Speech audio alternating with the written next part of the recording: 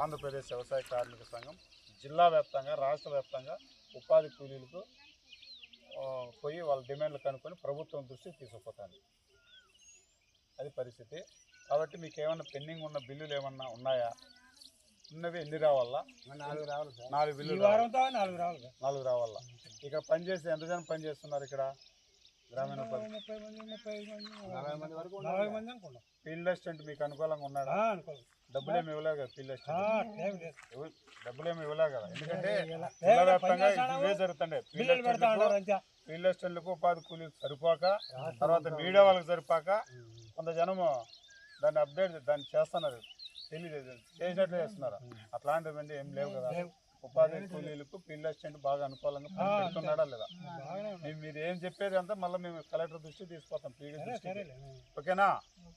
గ్రామీణ ఉపాధి కూలీల ఐక్యత, గ్రామీణ ఉపాధి కూలీల ఐక్యత.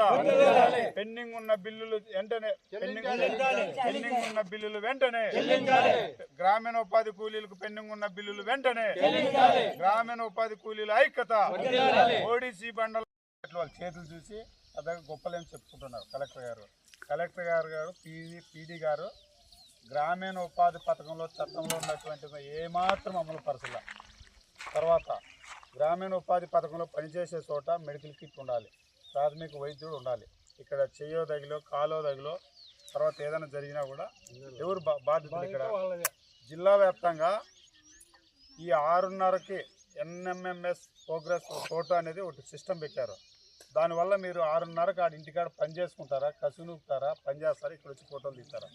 కాబట్టి NMMS ప్రోగ్రెస్ ఫోటోలు కూడా అది కూడా వద్దని చెప్పి గ్రామీణ ఉపాధి పథకం యథావిధిగా కొనసాగాలని చెప్పి రామ్జీ చట్టం స్కీమ్ దాన్ని రద్దు చేయాలని చెప్పి గతంలో నెల కిందట అనంతపురం నుంచి బండ్లపల్లి వరకు వేలాది మందితో పాదయాత్ర పెట్టి ఇక్కడ పెద్ద దేశవ్యాప్తంగా ఒక చర్చ జరిగేటట్టుగా ఒక గ్రామీణ ఉపాధి పథకం ఏపీ వ్యవసాయ కార్మిక సంఘం ఆ ప్రోగ్రాం చేసింది.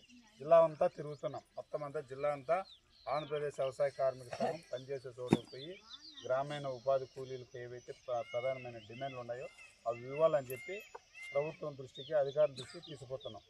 కాబట్టి మేము చెప్పేది ఏమంటే గ్రామీణ ఉపాధి పథకం యథావిధిగా కొనసాగాలి, రామ్జీ చట్టం రద్దు చేయాలి.